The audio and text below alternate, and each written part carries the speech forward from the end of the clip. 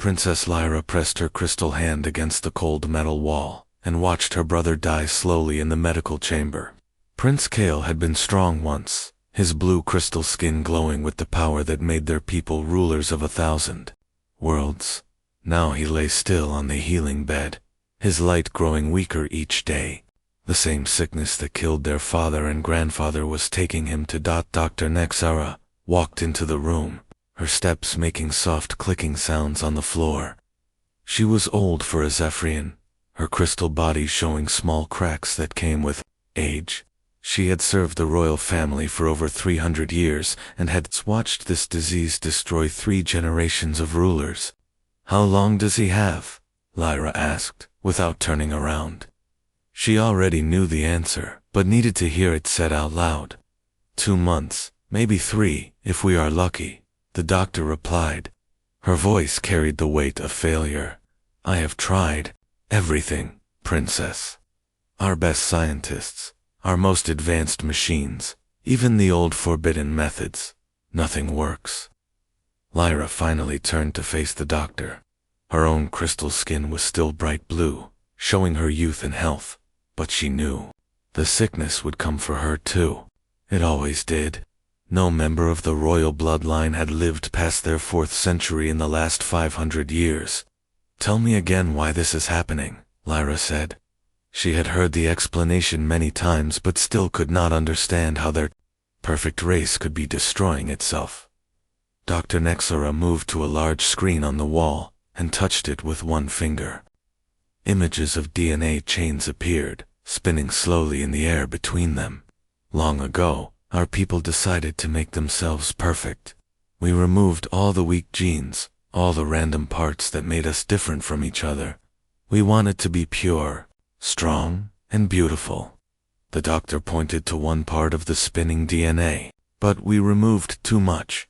Our genes became too similar to clean. When everyone has the same perfect genes, there is no variety left. The genes start to break down because they have nothing new to mix with. It is like a river that stops flowing and becomes a poisonous pool." Lyra stared at the images. Her people had been so proud of their purity, their perfection. They looked down on other races who were messy and different. The humans especially disgusted them with their chaos and wild emotions. Yet those same messy, chaotic humans were thriving while the perfect Zephyrians were dying out. Far away on a small human world called New Austin, Jake Martinez was having a very different kind of day. He was a marine biologist, which meant he studied life in the oceans. But today, he was looking at something that had never lived in any Earth ocean. The crashed Zephyrian ship had been sitting in the desert for 50 years, and Jake was the first scientist allowed to study its biological systems.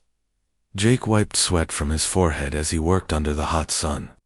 The ship was huge, made of the same blue crystal material as the Zephyrians themselves. Most of it was broken and dead, but some parts still worked. He had found what looked like a medical bay with samples of Zephyrian blood and tissue. "This is incredible," he said to his recording device as he examined the samples under his portable microscope. "The genetic structure is unlike anything I have ever seen. It is so clean, so organized. But there is something wrong with it too."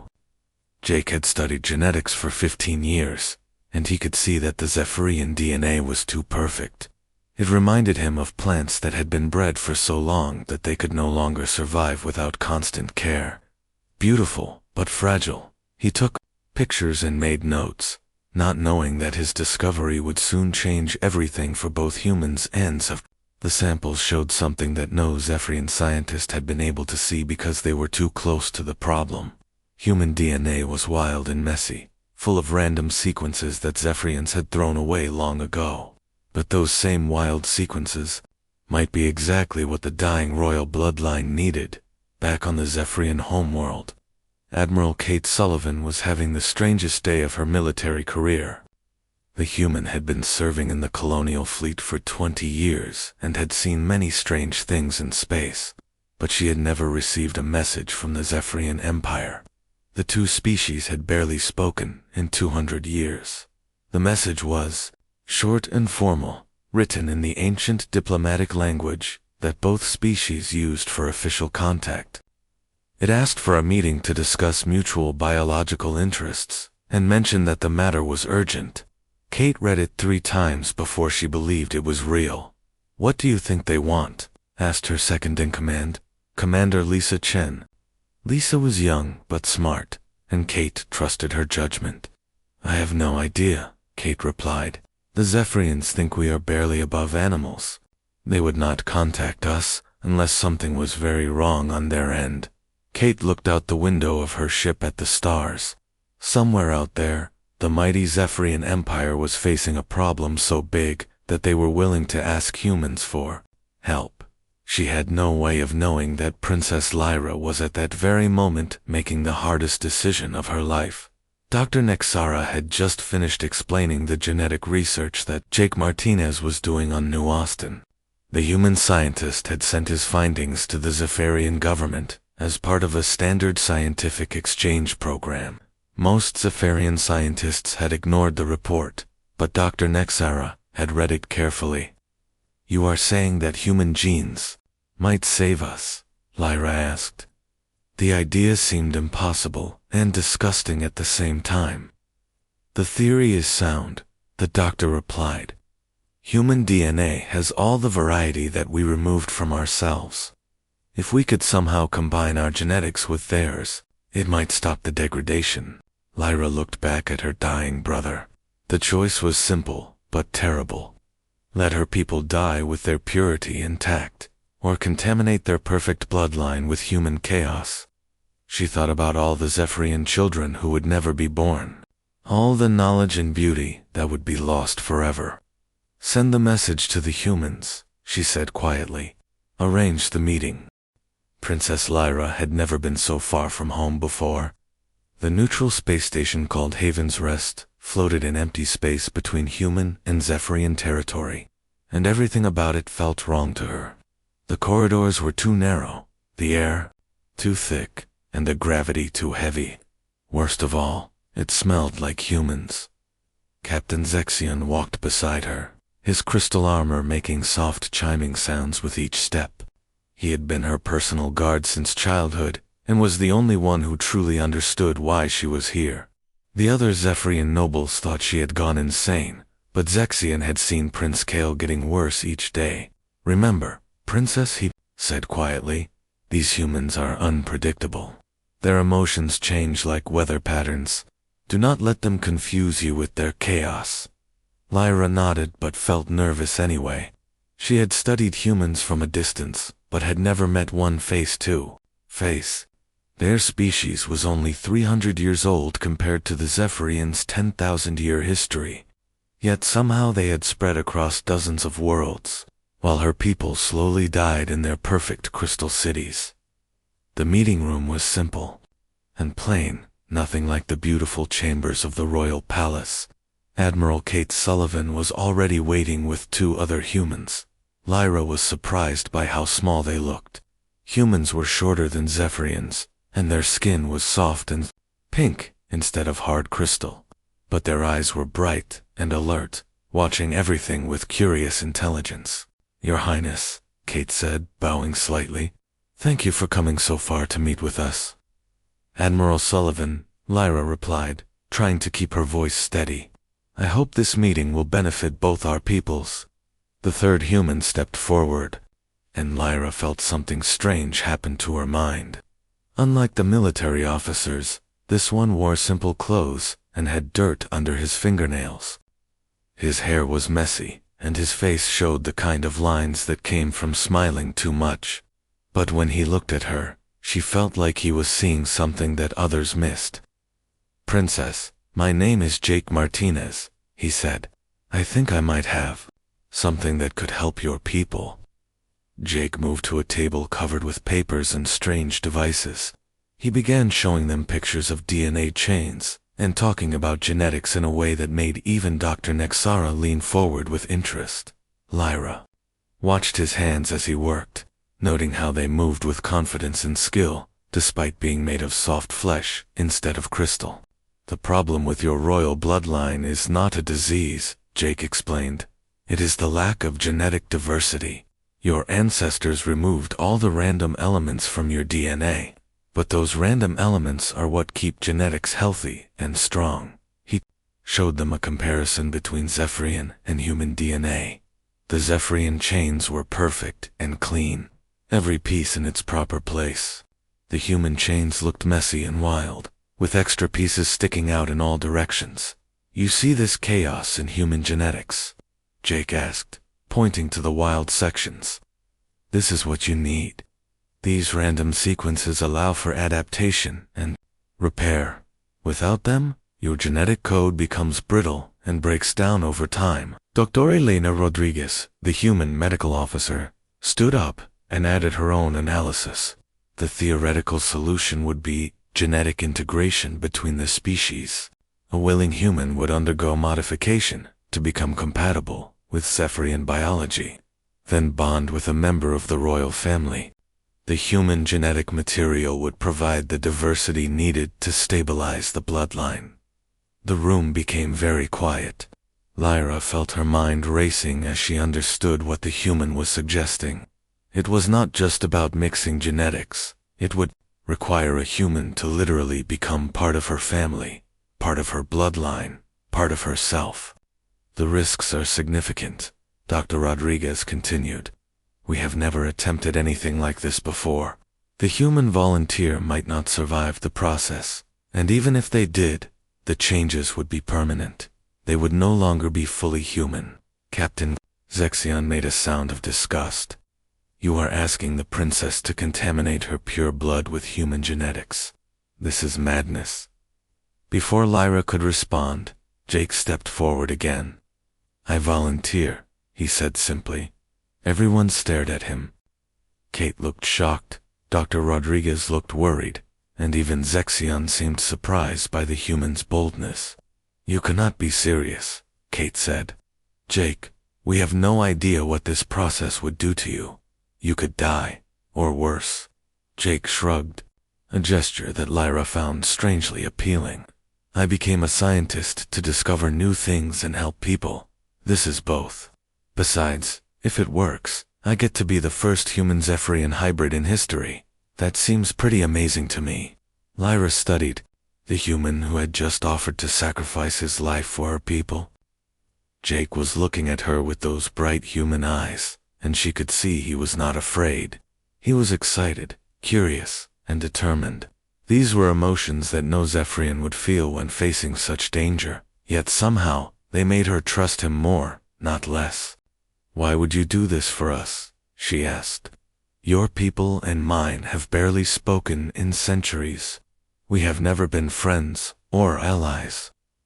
Jake smiled, and Lyra felt that strange warmth in her mind again. Because it is the right thing to do, he said. Your people are dying, and I might be able to help. That is enough for me. Dr. Rodriguez pulled Jake aside and began speaking to him in urgent, quiet tones. Lyra could hear some of what she was saying about risks and unknowns, and the possibility that the process might change his mind as well as his body. Jake listened patiently, but his expression never changed. Meanwhile, Captain Zexion was trying to convince Lyra to leave immediately. Princess, this is exactly what Lord Commander Veltar warned us about. The humans want to corrupt our bloodline and make us weak like them. We should take their research and leave. Lyra thought about Veltar, one of the most powerful nobles in the Empire. He had opposed this meeting from the beginning, saying that humans were little better than animals and should not be trusted with Zephyrian secrets. He believed their people should die pure rather than live contaminated. But as she watched Jake arguing with his own people about the dangers he was willing to face, Lyra realized something important. The humans were not trying to trick or use her. They were genuinely trying to help, even at great cost to themselves. This kind of selfless behavior was something she had read about in human literature, but never expected to see in person. Admiral Sullivan, Lyra said, if we proceed with this experiment, what would you need from us? Kate looked surprised, but answered carefully. Access to your medical technology, a secure location for the procedure, and protection from anyone who might try to stop us. I assume not everyone in your government supports this plan." Lyra thought about the emergency council meeting she had left behind, with Lord Commander Veltar demanding that she be declared unfit to rule. "That is correct. There are those who would rather see our bloodline end than see it saved by humans." Jake finished his conversation with Dr. Rodriguez and walked back to the group. "When do we start?" he asked. The simplicity of his question made Lyra's decision for her. Here was a human who was willing to risk everything for people he had never met, while her own nobles argued about purity and politics as their race died around them. "We start immediately," she said. "Captain Zexion, prepare a message for the medical ship Stellar Sanctum. Tell them to expect us within 2 days." As the meeting ended and the humans began making their preparations, Lyra found herself watching Jake with new interest. In a few days, this strange, brave human would become part of her family in ways that neither of their species had ever imagined. She wondered what kind of person she would become when his chaotic human nature mixed with her ordered Zephyrian mind. The thought should have terrified her, but instead she felt something she had never experienced before: hope. The Zephyrian medical ship Stellar Sanctum was the most beautiful thing Jake had ever seen. Its crystal hull caught starlight and split it into rainbow patterns that danced across its surface. Inside, the corridors were smooth and flowing, like the inside of a seashell made from blue glass. Everything hummed with soft music that seemed to come from the walls themselves. Dr. Rodriguez walked beside him, checking her equipment for the 10th time. She had not stopped worrying since they left Haven's Rest, and Jake could see the stress in her face. "Jake, are you absolutely sure about this?" she asked again. "Once we start the process, there will be no going back." Jake nodded as they followed their Zephyrian guide through the ship. "I am sure, Alina, this is the chance of a lifetime. How many humans get to help save an entire species?" They entered the medical bay, and Jake stopped breathing for a moment. The room was enormous, with walls that curved up into a dome overhead. Machines that looked more like art than technology lined the walls, their crystal surfaces glowing with soft light. In the center of the room were 2 platforms connected by streams of light that flowed between them like liquid starlight. Princess Lyra was already there, wearing a simple white robe instead of her royal clothes. She looked smaller without her formal dress, more fragile, but her blue eyes were determined. Dr. Nexara stood beside her with several other Zephyrian scientists, all working at machines that Jake could not begin to understand. "The preparation will take several hours," Dr. Nexara explained to Dr. Rodriguez. "We must modify the human genetic structure to be compatible with Zephyrian biology, then create a neural link between the subjects. The process is ... unprecedented." Jake lay down on one of the platforms, feeling the warm crystal surface adjust to his body shape. Immediately, thin streams of light began scanning him from head to toe. The sensation was strange but not unpleasant, like being touched by warm water that could see inside his bones. On the other platform, Princess Lyra was undergoing her own preparation. Jake could see her crystal skin beginning to glow brighter as the machines worked on her. Sometimes she would close her eyes, and her whole body would pulse with light, as if something was moving through her blood. "Jake," she said, her voice carrying easily across the space between them, "are you feeling anything unusual?" "Just the scanning," he replied. "It feels like being examined by friendly ghosts. What about you?" "The machines are preparing my neural pathways for connection with your mind," she said. "I have never shared thoughts with another being before." "Is it frightening for humans?" Jake thought about that. Humans did not naturally share minds the way some alien species did. The idea of having someone else's thoughts mixed with his own should have been terrifying, but somehow it was not. "I think it will be interesting," he said. "Like learning a new language, except the language is made of feelings and memories instead of words." Dr. Rodriguez was working closely with the Zephyrian medical team, comparing notes and adjusting settings on machines that responded to touch and thought rather than buttons and switches. The human cardiovascular system is very different from yours, she explained to Dr. Nexara. We need to be careful not to overload his heart when the crystal enhancement begins. Hours passed as the preparations continued. Jake found himself drifting in and out of sleep as the machines worked on his body. In his dreams, he saw flashes of things that were not his memories. Vast crystal cities under purple skies. Beings of living light moving through space. The slow death of beauty as perfection became poison. The neural link is beginning, Dr. Nexara announced. Jake felt something touch the edge of his mind, light and careful like a butterfly landing on his hand. It was Princess Lyra, and through her consciousness he could feel the weight of her people's history. 10,000 years of civilization, of art and science and philosophy, all balanced on the edge of extinction. But Lyra was feeling something very different through the link. Jake's mind was chaos and color, full of memories that jumped from one thing to another without logical connection. She saw his childhood on Earth, the smell of ocean air, and the sound of seabirds crying. She felt his excitement when he first looked through a microscope and saw the tiny creatures that lived in pond water. She experienced his heartbreak when his father died, and his joy when he graduated from university. This is what human minds are like, she asked, not sure if she was speaking out loud or just thinking. Pretty much, Jake replied, and she could feel his amusement. We do not keep things organized the way you do.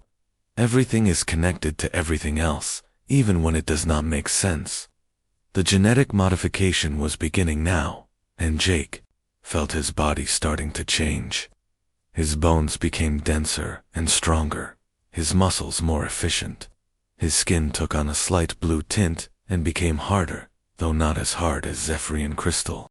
Most strange of all, he could feel new organs growing inside him, designed to process the energy that powered Zephyrian technology. Princess Lyra was changing too, but in the opposite direction. Her crystal skin became more flexible, more sensitive to touch and temperature. Her mind, which had always worked in logical patterns, began to experience the chaos of human emotion. She felt things she had no names for, hope and fear and excitement all mixed together in a swirl of sensation that made her laugh and cry at the same time. Warning, one of the Zephyrian technicians called out. Unknown ships approaching at high speed.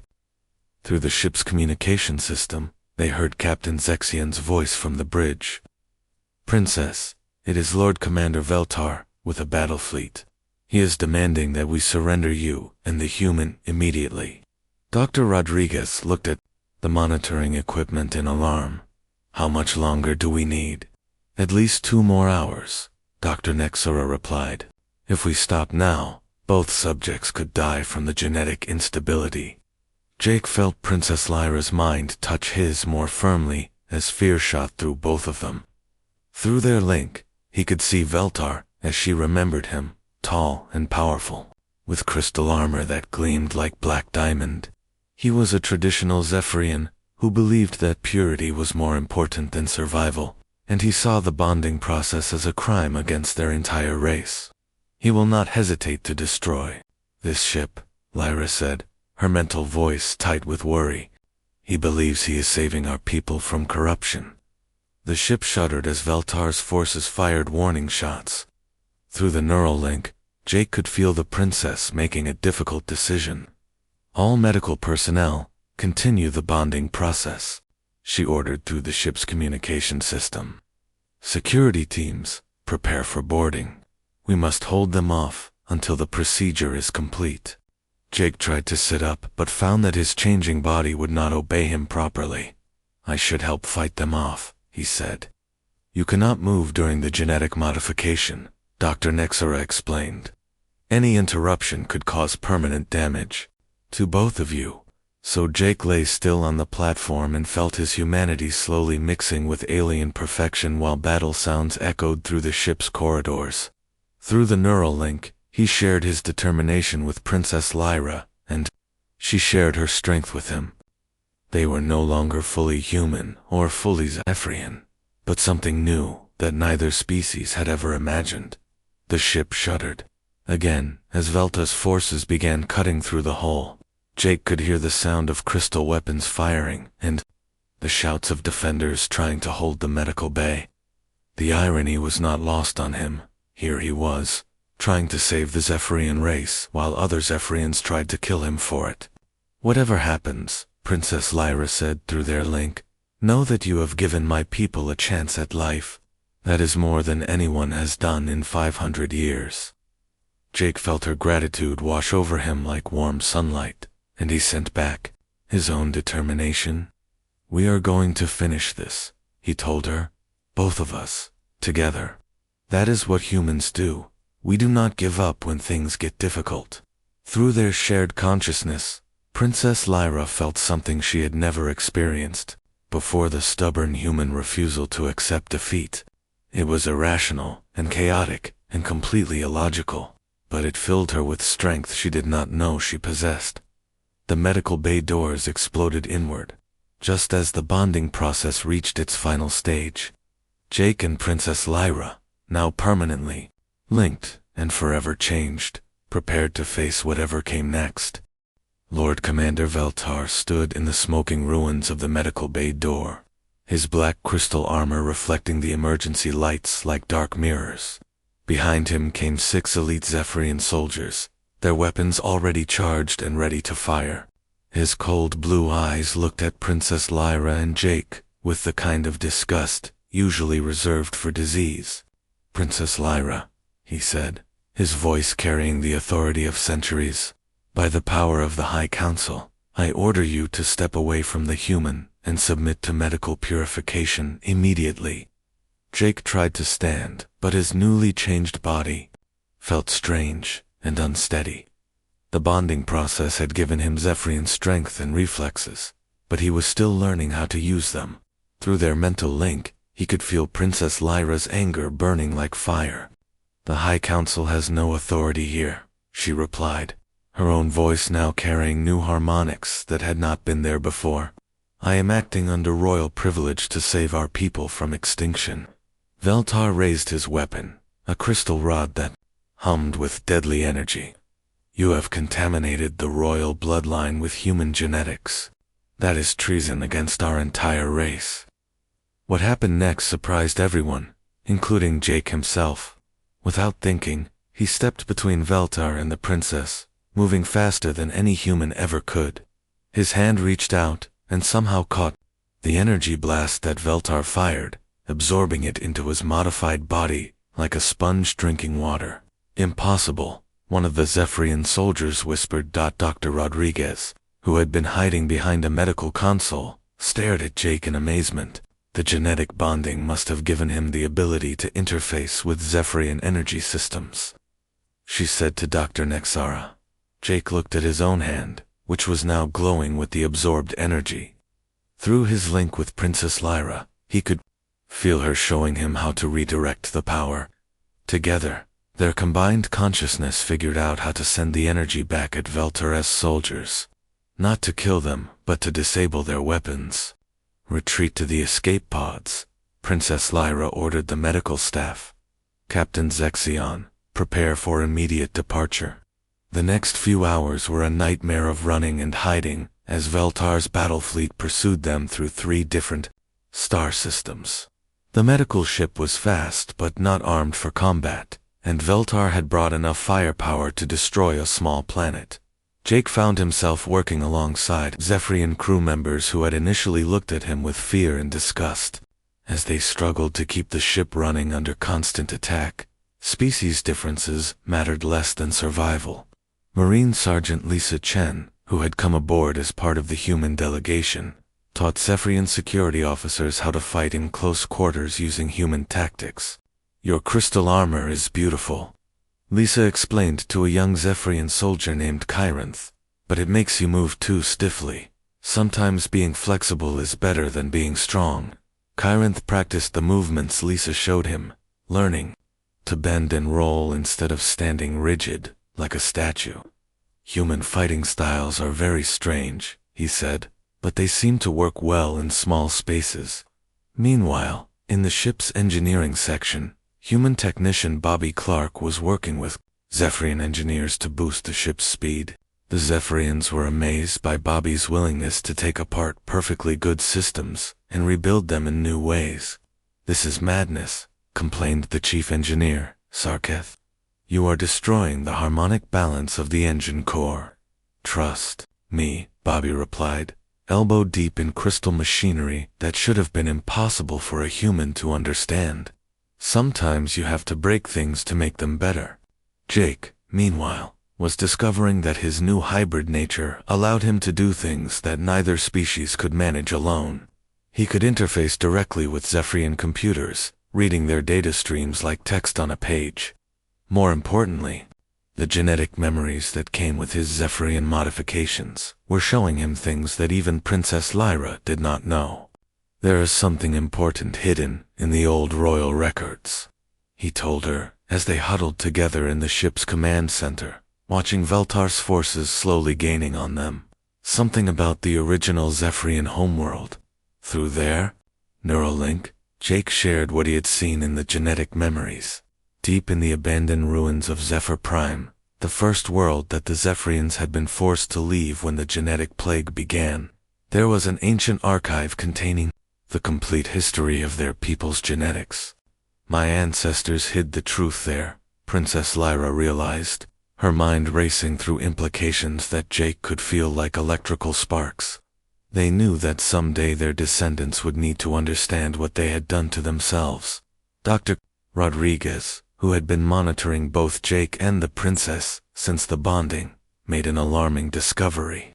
"Your integration is accelerating beyond our predictions," she told them. "The stress of the situation is pushing your combined genetics to adapt faster than we thought possible." Jake could feel it himself. His human emotions were becoming more ordered and logical, while Princess Lyra's Zephyrian mind was developing the ability to feel complex emotions that her people had bred out of themselves centuries ago. They were becoming something new, something that was neither human nor Zephyrian, but a true combination of both. "We need to reach Zephyr Prime," Princess Lyra announced to the ship's crew. "Whatever is in that archive might be the key to saving not just the royal bloodline, but our entire species." Captain Zexian, who had been skeptical of the bonding process from the beginning, was now seeing its benefits firsthand. Jake's human intuition, combined with Zephyrian logic, was solving problems that neither species could handle alone. "The ancient homeworld is deep in the Forbidden Zone," he warned. "Even if we reach it, the automated defense systems will attack any ship that approaches." "Not any ship," Jake said, understanding flooding through him from his genetic memories. "The defenses are programmed to recognize royal genetics, and now I carry those genetics too." The chase continued for 2 more days as they traveled toward the dead system where Zephyr Prime waited in its eternal orbit around a dying star. Veltar's forces stayed close behind, firing constantly but never quite managing to destroy the fleeing medical ship. During the long journey, something unexpected happened among the mixed crew of humans and Zephyrians as they worked together. To survive, they began to understand each other in ways that centuries of formal diplomacy had never achieved. The humans learned that Zephyrian logic came from a deep desire to create beauty and harmony in the universe. The Zephyrians discovered that human chaos sprang from an equally deep desire to protect and help others, even at personal cost. Dr. Rodriguez found herself working alongside Dr. Nexura to develop new medical techniques that combine the best of both species' knowledge. "Your precision is remarkable," she told the Zephyrian doctor. "We could learn so much from each other, and your adaptability is inspiring," Dr. Nexura replied. "My people have forgotten how to change when change is needed." As they finally approached the dead homeworld, Jake felt the weight of 10,000 years of Zephyrian history pressing down on him through his genetic memories. Somewhere on that ruined world was the truth about what his new people had done to themselves, and possibly the key to undoing it. But first, they would have to survive the ancient defense systems that had been guarding Zephyr Prime's secrets for 500 years. And behind them, Lord Commander Veltar was preparing for a final battle to stop what he saw as the corruption of everything his people held sacred. Through their neural link, Jake and Princess Lyra shared a moment of perfect understanding. Whatever they found on Zephyr Prime would change both their species forever. The only question was whether they would live long enough to share that knowledge with the rest of the galaxy. The surface of Zephyr Prime was a graveyard of crystal spires and broken dreams. Once, this world had been the crown jewel of the Zephyrian Empire, its cities stretching from pole to pole in perfect geometric harmony. Now, after 500 years of abandonment, the crystal buildings stood like tombstones under the light of a dying red star. Jake felt his hybrid senses reaching out as their shuttle descended through the thin atmosphere. The genetic memories in his mind were like a map, showing him the way to the hidden archive beneath the ruins of the old royal palace. Through their neural link, Princess Lyra shared his wonder at seeing the birthplace of her people. "It is more beautiful than I imagined," she said softly, watching the ancient city pass beneath them, and more sad. Behind them, Veltar's ships were entering the system. But the ancient defense satellites were already powering up to deal with the intruders. Massive crystal weapons that had slept for centuries began tracking the approaching fleet, their targeting systems recognizing unauthorized vessels. "The satellites will keep Veltar busy for a while," Captain Zexion reported from the pilot's seat, "but they will not hold him forever. His ships carry the latest military technology." Dr. Rodriguez checked her equipment as they prepared to land. "Jake, your vital signs are still fluctuating from the genetic integration. Are you sure you are strong enough for this?" Jake nodded, though he could feel the truth. The bonding process was still changing him, making him something new with each passing hour. His human intuition was becoming sharper, while his newly acquired Zephyrian logic was learning to work with emotion instead of against it. "I have to be strong enough, Alina. This is what we came here for." The shuttle set down in the ruins of the royal palace courtyard, where broken fountains that had once sung with crystal music now stood silent and dry. Jake and Princess Lyra walked together toward the entrance to the underground archive, their footsteps echoing strangely in the thin air. The archive doors were sealed with genetic locks that required royal blood to open. Jake placed his modified hand on the scanner, feeling the ancient systems analyze his new hybrid genetics. For a moment, nothing happened, and he wondered if his human DNA would confuse the recognition system. Then the doors opened with a sound like distant thunder, revealing a stairway that led deep into the planet's crust. Emergency lighting activated automatically, casting blue shadows on walls covered with writing in the oldest form of Zephyrian script. "What does it say?" Jake asked, unable to read the ancient symbols despite his genetic memories. Princess Lyra translated as they walked deeper into the archive. "It says here lies the truth that our children must never forget, though we pray they will never need to remember it." The archive chamber itself was vast, filled with crystal storage devices that hummed with preserved data. In the center stood a projection system that activated as soon as they entered, filling the air with holographic images of ancient Zephyrians who looked very different from their modern descendants. "By the stars," Princess Lyra whispered. "They look almost like humans." The ancient Zephyrians in the projections had the same basic crystal structure as modern ones, but their bodies were more varied, more individual. Some were tall and thin, others short and broad. Their crystal skin showed different colors and patterns, and most surprising of all, their faces showed clear emotions: joy, anger, love, fear. A voice began speaking in ancient Zephyrian, but Jake found that his hybrid mind could understand it perfectly.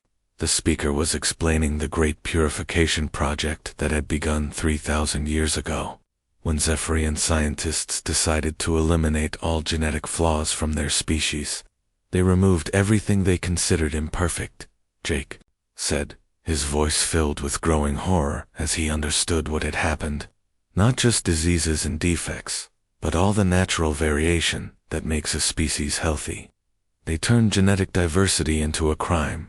The holographic records showed the gradual transformation of the Zephyrian people over centuries. As they became more genetically uniform, they grew more beautiful and more powerful, but also more rigid and emotionally distant.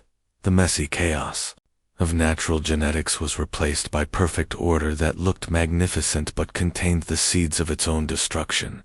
The royal bloodline was the most purified of all, Princess Lyra realized, tears streaming down her crystal face as she watched her ancestors doom their descendants. We were made to be perfect examples of what the Zephyrian race could become, but perfection without variation is death. Jake felt her anguish through their neural link and wrapped his arms around her, sharing his human capacity for hope even in the face of terrible truth. But now we know what happened, he said, and knowledge means we can fix it. The archive contained detailed genetic maps of the original Zephyrian population before the purification began. Jake realized that his bonding with Princess Lyra had not just stabilized her bloodline. It had begun the process of restoring the genetic diversity that her people had deliberately destroyed. We have to share this with everyone, Princess Lyra said, her mind already working through the implications. Both our peoples need to understand what really happened. Above them, the sound of battle was growing louder as Veltar's forces fought their way past the ancient defense systems. Jake and the princess quickly downloaded the archive data into portable storage devices, racing against time to preserve the truth before their enemies arrived. When they finally emerged from the underground chamber, they found the palace courtyard filled with smoke and debris.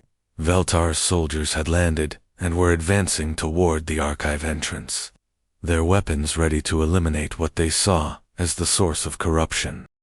Princess Lyra, Veltar's voice boomed across the ruins as he appeared in his black crystal armor. You have contaminated yourself with human genetics and betrayed everything our people stand for. I will purify you both with fire. But something had changed during their time in the archive.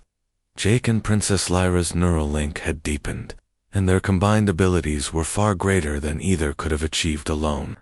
When Veltar fired his most powerful weapon at them, Jake absorbed the energy while Princess Lyra redirected it skyward in a beam of light that could be seen from orbit.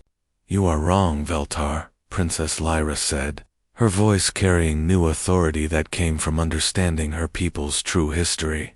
The contamination happened 3,000 years ago when our ancestors decided that purity was more important than life. I am not corrupting our bloodline, I am healing it. The battle that followed was brief but decisive. Jake's human adaptability, combined with Princess Lyra's Zephyrian power, made them nearly unstoppable. While Veltar's forces were rigid and predictable, more importantly, other Zephyrian nobles who had come with Veltar began to understand what the archive data revealed. Prince Kale, Princess Lyra's brother, arrived with a fleet of ships just as the fighting ended. The genetic treatment he had received using modified human DNA had not only stabilized his condition, but had begun reversing the degenerative effects that had been killing him. Sister, he said, embracing both Lyra and Jake in a gesture that would have been impossible for a traditional Zephyrian. You have saved not just our family, but our entire species. The news of the archive discovery spread quickly through both human and Zephyrian space. The revelation that genetic purity had been artificially imposed, and that diversity was the natural state of Zephyrian biology, changed everything. Progressive Zephyrian factions embraced the new knowledge and began seeking human partners for genetic exchange programs. Veltar and his traditionalist followers refused to accept the truth, choosing instead to exile themselves to the outer rim of the galaxy, where they could maintain their pure bloodlines until extinction claimed them. It was a sad ending for proud warriors, but they preferred death to change. Dr. Rodriguez established the first interspecies medical research center on Haven's Rest, where human and Zephyrian scientists worked together to develop new treatments that benefited both peoples. The medical advances that resulted from combining their different approaches to healing extended lifespans and enhanced abilities for volunteers from both species. Jake became the first official human Zephyrian ambassador, helping to establish colonies where both species could live and work together. His unique nature as a successful hybrid made him a symbol of cooperation rather than conquest, showing that two very different peoples could become stronger by sharing their best qualities. Princess Lyra ruled as regent, while her brother completed his recovery, establishing new laws that celebrated genetic diversity instead of punishing it. The first generation of human Zephyrian children were born healthy and strong, carrying the best traits of both species without the genetic weaknesses that had plagued their parents. Years later, Jake and Princess Lyra stood together on the observation deck of New Zephyr Station, watching human and Zephyrian children play together in the recreation areas below. The children moved with Zephyrian grace, but laughed with human joy, their crystal skin showing individual patterns that made each one unique. "Do you ever regret what we did?" Princess Lyra asked, her hand finding his as they watched the next generation grow up without the fear and prejudice that had divided their peoples. Jake smiled, feeling through their permanent neural link the contentment and love that they had built together. "Never," he said. "We saved your people, but more than that, we created something new, something better than either of our species could have been alone." Through the transparent aluminum windows, they could see ships from dozens of worlds arriving at the station, bringing humans and Zephyrians who wanted to be part of the great experiment in cooperation. The galaxy was changing, becoming a place where diversity was celebrated instead of feared, where different species could share their strengths instead of hiding their weaknesses. The dying bloodline had been saved, but the real victory was much larger. Two species had learned that their differences made them stronger, not weaker, and that working together could create possibilities that neither could imagine alone. It was a lesson that would echo through the galaxy for generations to come, carried by the children who played below, and the love that had made their existence possible.